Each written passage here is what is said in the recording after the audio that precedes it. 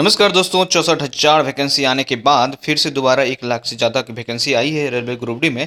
लेकिन इसके नोटिफिकेशन में साफ साफ लिखा हुआ है कि आपका OBC non creamy layer certificate और एससी एसटी सर्टिफिकेट कितना पुराना होना चाहिए। यदि ये उस टाइम का नहीं हुआ तो आपकी जो है रिजर्वेशन कैटेगरी रद्द कर दी जाएगी और आप जनरल में काउंट किए जाएंगे।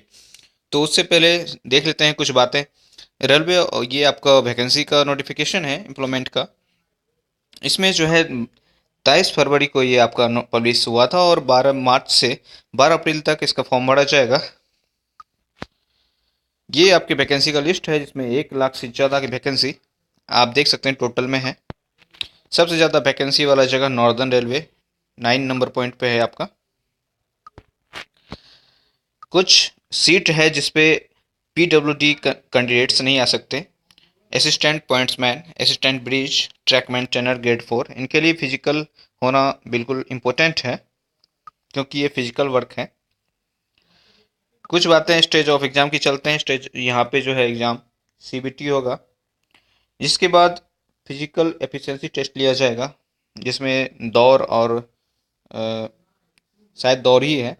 और आने वाले समय में डॉक्यूमेंट वेरिफिकेशन होगा और मेडिकल एग्जामिनेशन लिया जाएगा। कॉल लेटर्स जो है आपको अपने ऑफिशियल वेबसाइट पे जाके डाउनलोड करना होगा। उसके बाद नॉर्मलाइजेशन ऑफ मार्क्स होगा। Short listing of for PET, इसके लिए शॉर्ट लिस्ट किया जाएगा। निगेटिव मार्किंग की है, इसमें 1/3 है, यानी एक क्वेश्चन गलत, यानी 3 क्वेश्चन गलत करने पे एक क्वेश्चन सही वाला गलत मान लिया जाएगा। स्लीपर क्लास फैसिलिटी है, ये भी इम्पोर्टेंट पॉइंट है। बहुत सारे एससी एसटी कैंडिडेट को पता नहीं होता है। फॉर्म भरते समय आपको यहाँ पे जो है ट्रेवल अथॉरिटी का एक ऑप्शन आएगा ट्रेवलिंग के लिए, वहाँ पे यस करना है।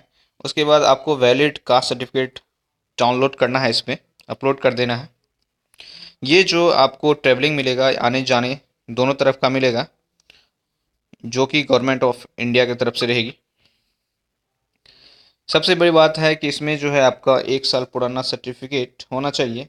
एससी एसटी के लिए उतना ज़्यादा कंपलसरी नहीं है, वो अपने कास्ट सर्टिफिकेट उनके कास्ट सर्टिफिकेट से ही काम चल जाएगा, कोई दिक्कत नहीं होगा। लेकिन in case of OBC NCL certificate candidates के लिए थोड़ा कठिन है।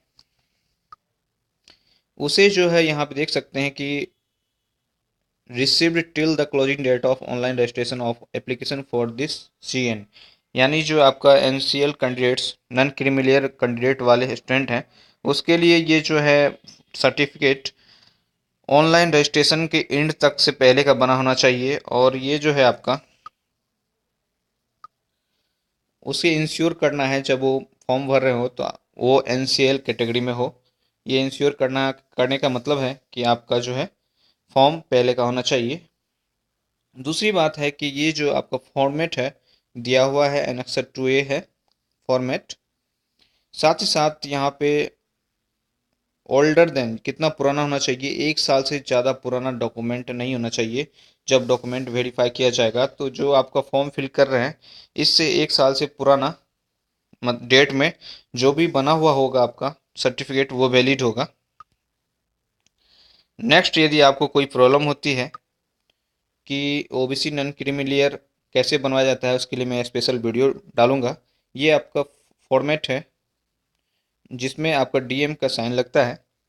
सारी स्टेप वाइज जानकारी दी जाएगी कैसे आपको ये बनवाना है और जल्दी कैसे बनता है, और लेट से यदि बनवाना चाहते हैं तो ऑनलाइन बनता है। तो दोनों माध्यम से हम बताएंगे स्टेप बाय स्टेप।